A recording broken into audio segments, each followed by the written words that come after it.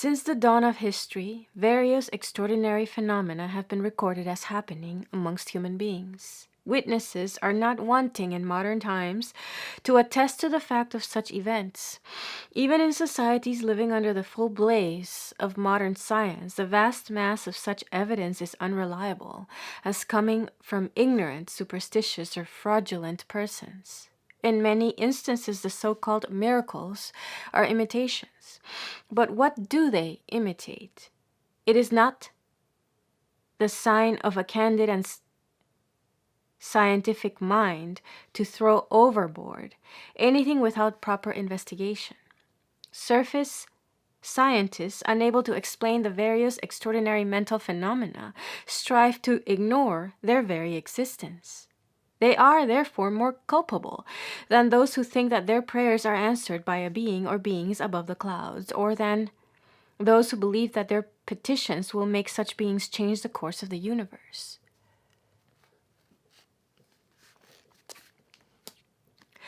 The latter have the excuse of ignorance, or at least of a defective system of education which has taught them dependence upon such beings, a dependence which has become a part of their degenerate nature. The former have no such excuse. For thousands of years, such phenomena have been studied, investigated, and generalized.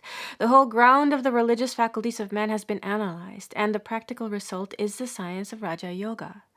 Raja Yoga does not, after the unpardonable manner of some modern scientists, deny the existence of facts which are difficult to explain. On the other hand, it gently yet in no uncertain terms tells the superstitious that miracles and answers to prayers and powers of faith, though true as facts, are not rendered comprehensible through the superstitious explanation of attributing them to the agency of a being or beings above the clouds. It declares that each man is only a conduit for the infinite ocean of knowledge and power that lies behind mankind. It teaches that desires and wants are in man. It teaches that desires and wants are in man, that the power of supply is also in man, and that wherever and whenever a desire, a want, a prayer has been fulfilled, it was out of this infinite magazine that the supply came, and not from any supernatural being. The idea of supernatural beings may rouse to a certain extent the power of action in man, but it also brings spiritual decay. It brings dependence, it brings fear, it brings superstition. It degenerates into a horrible belief in the natural weakness of man. There is no supernatural, says the yogi, but there are in nature gross manifestations and subtle manifestations.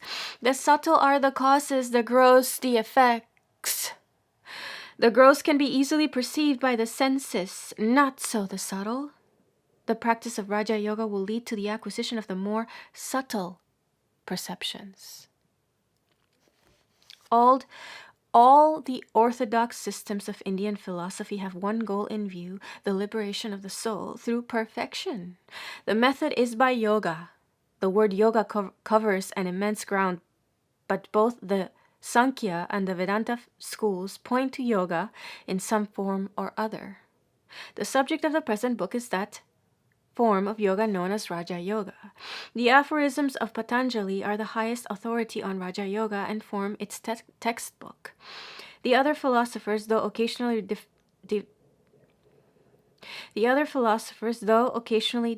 differing from Patanjali in some philosophical points, have, as a rule, acceded to his method of practice a decided consent.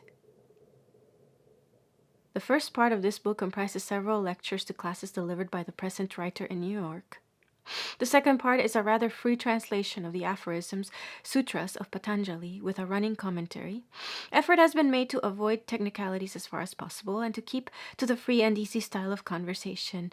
In the first part, some simple and specific directions are given for the student who wants to practice, but all such are especially and earnestly reminded that, with few exceptions, yoga can only be safely learned by direct contact with a teacher.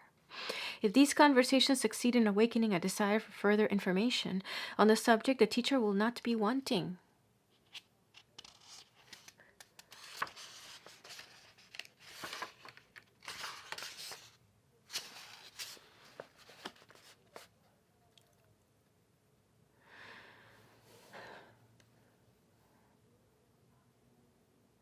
The system of Patanjali is based upon the system of the Sankhya's, the points of difference being very few. The two most important differences are, first, that Patanjali admits a personal God in the form of a first teacher, while the only God the Sankhya's admit is a nearly perfected being, temporarily in charge of a cycle of creation. Second, the yogis hold the mind to be equally all-pervading with the soul, or purusha, and the Sankhya's do not. Each soul is potentially divine. The goal is to manifest this divinity within by controlling nature, external and internal. Do this either by work or worship or psychic control or philosophy, by one or more or all of these, and be free. This is the whole of religion. Doctrines or dogmas or rituals or books or temples or forms are but secondary details. All our knowledge is based upon experience. What we call inferential knowledge, in which we go from the less to the more general, or from the general to the particular, has experience as its basis. In what are called the exact sciences, people easily find the truth, because it appeals to the particular experiences of every human being. The scientist does not tell you to believe in anything, but he has certain results which come from his own experiences, and reasoning on them, when he asks us to believe in his conclusions, he appeals to some universal experience of humanity.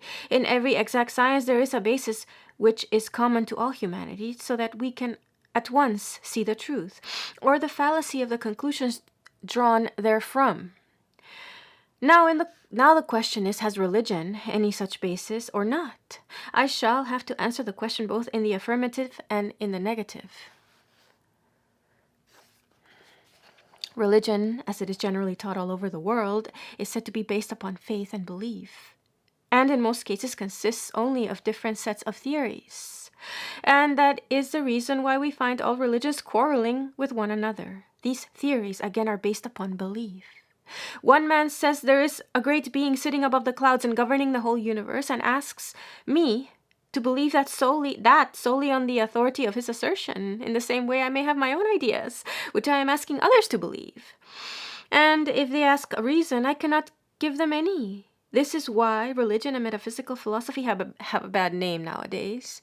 Every educated man seems to say, oh, these religions are only bundles of theories without any standard to judge them by, each man preaching his own pet ideas. Nevertheless, there is a basis of universal belief in religion, governing all the different theories and all the varying ideas of different sects in different countries. Going to their basis, we find that they also are based upon universal experiences.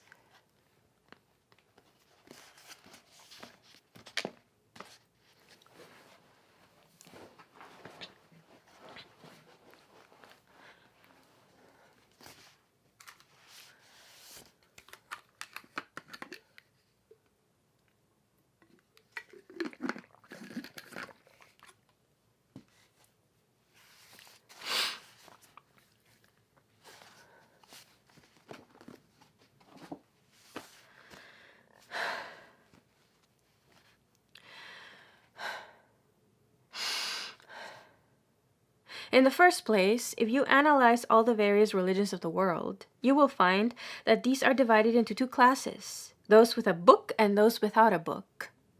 Those with a book are the strongest and have the largest number of followers. Those without books have mostly died out, and the few new ones have very small following. Yet, in all of them we find one consensus of opinion, that the truths they teach are the results of the experiences of particular persons. The Christian asks you to believe in his religion, to believe in Christ, and to believe in him as the incarnation of God, to believe in a God, in a soul, and in a better state of that soul. If I ask him for reason, he says he believes in them. But if you go to the fountainhead of Christianity, you will find that it is based upon experience.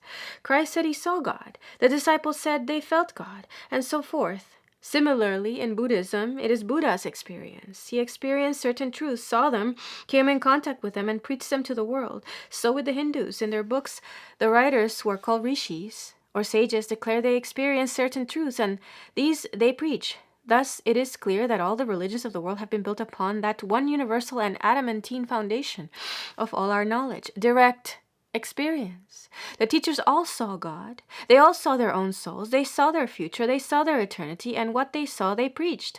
Only there is this difference that by most of these religions, especially in modern times, a peculiar claim is made. Namely, that these experiences are impossible at the present day. They were only possible with a few men who were the first founders of the religions that subsequently bore their names. At the present time, these experiences have become obsolete, and therefore we have now to take religion on belief. This I entirely deny. If there has been one experience in this world in any particular branch of knowledge, it absolutely follows that that experience has been possible millions of times before and will be repeated eternally. Unfortunately, uniformity is the rigorous law of nature. What once happened can always happen. What once happened can happen always. The teachers of the science of yoga, therefore, declare that religion is not only based upon the experience of ancient times, but that no man can be religious until he has the same perceptions himself. Yoga is the science which teaches us how to get these perceptions. It is not much use to talk about religion until one has felt it. Why is there so much disturbance, so much fighting and quarreling in the name of God? There has been more bloodshed in the name of God than for any other cause, because people never went to their fountainhead. They were content only to give a mental assent to the customs of their forefathers, and wanted others to do the same. What right has a man to say he has a soul if he does not feel it, or that there is a God if he does not see him? If there is a God, we must see him. If there is a soul, we must perceive it. Otherwise, it is better not to believe. It is better to be an outspoken atheist than a hypocrite. The modern idea, on the one hand, with a learned, is that religion and metaphysics and all search after a supreme being are futile. On the other hand, with the semi-educated, the idea seems to be that these things really have no basis. Their only value consists in the fact that they furnish strong motive powers for doing good to the world. If men believe in a God, they may become good, and moral, and so make good citizens.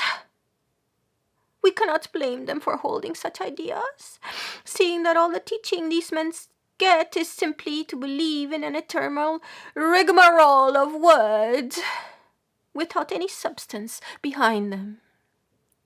They are asked to live upon words. Can they do it? Can they do it? Can they do it? If they could, I should have. If they could, I should not have the least regard for human nature. Man wants truth. Wants to experience truth for himself. When he has grasped it, realized it, felt it within his heart of hearts, then alone, declare the Vedas, would all doubts vanish, all darkness be scattered, and all crookedness be made straight. Ye children of immortality, even those who live in the highest sphere, the way is found. There is a way out of all this darkness, and that is by perceiving him who is beyond all darkness. There is no other way.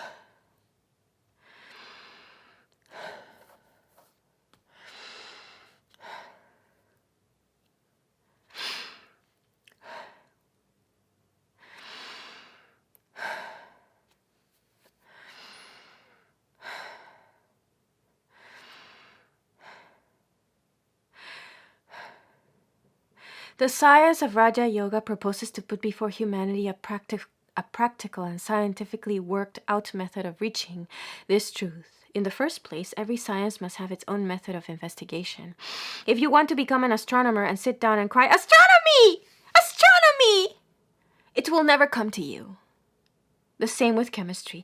A certain method must be followed. You must go to a laboratory, take different substances, mix them, compound them, experiment with them, and out of that will come a knowledge of chemistry. If you want to be an astronomer, you must go to an observatory, take a telescope, study the stars and planets, and then you will become an astronomer. Each science must have its own methods. I could preach you thousands of sermons, but they would not make you religious until you practiced the method. These are the truths of the sages of all countries, of all ages, of men pure, pure, pure, pure, pure, pure, pure, pure, and unselfish, who had no motive but to do good to the world.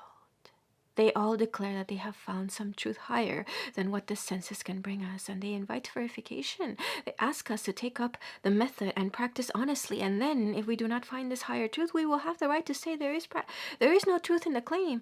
But before we have done that, we are not rational in denying the truth of their assertions, so we must work faithfully using the prescribed methods, and light will come.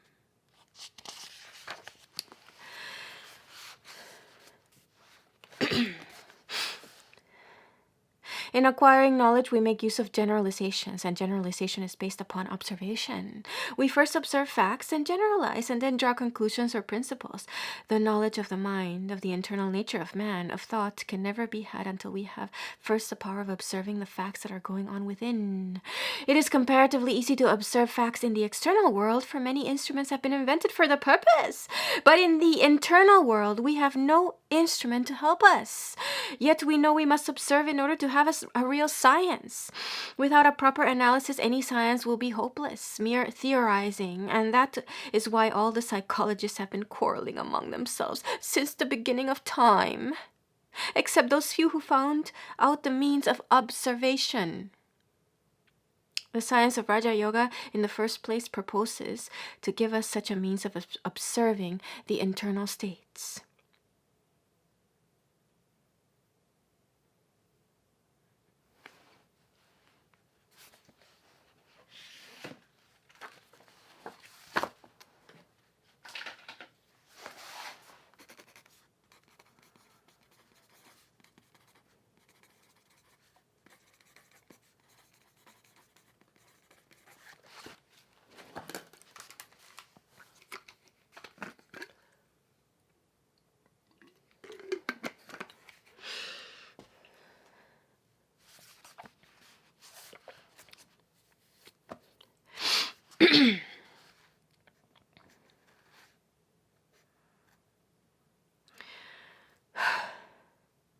The instrument is the mind itself, the power of attention. Attention! Attention! Attention. When properly guided, and directed towards the internal world, will analyze the mind and illumine facts for us. The powers of the mind are like rays of light dissipated. When they are concentrated, they illumine. This is our only means of knowledge. Everyone is using it both in the external and the internal world, but for the psychologist, the same minute observation has to be directed to the internal world, which the scientific man directs to the external, and this requires a great deal of practice. From our childhood upwards, we have been taught only to pay attention to things external, but never to things internal. Hence, most of us have nearly lost the faculty of observing the internal mechanism, to turn the mind as it were inside, to stop it from going outside, and then to concentrate all its powers and throw them upon the mind itself in order that it may know its own nature. Analyze itself is very hard work, very hard work, very hard work. Yet, that is the only way to anything which will be a scientific approach to the subject. What is the use of such knowledge? What is the use of such knowledge in the first place? Knowledge itself is the highest reward of knowledge. And secondly, there is also utility in it. It will take away all our misery. All our misery. All our misery.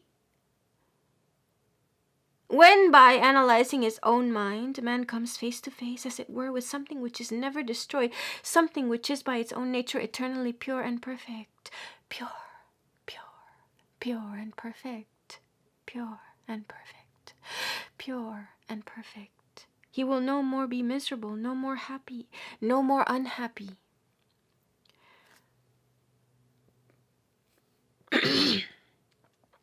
All misery comes from fear, from unsatisfied desire. Man will find that he never dies, and then he will have no more fear of death. When he knows that he is perfect, he will have no more vain desires. And both these causes being absent, there will be no more misery. There will be perfect bliss. There will be perfect bliss even while in this body. There will be perfect bliss even while in this body. There is only one method by which to attain this knowledge, that which is called concentration. Concentration. Concentration.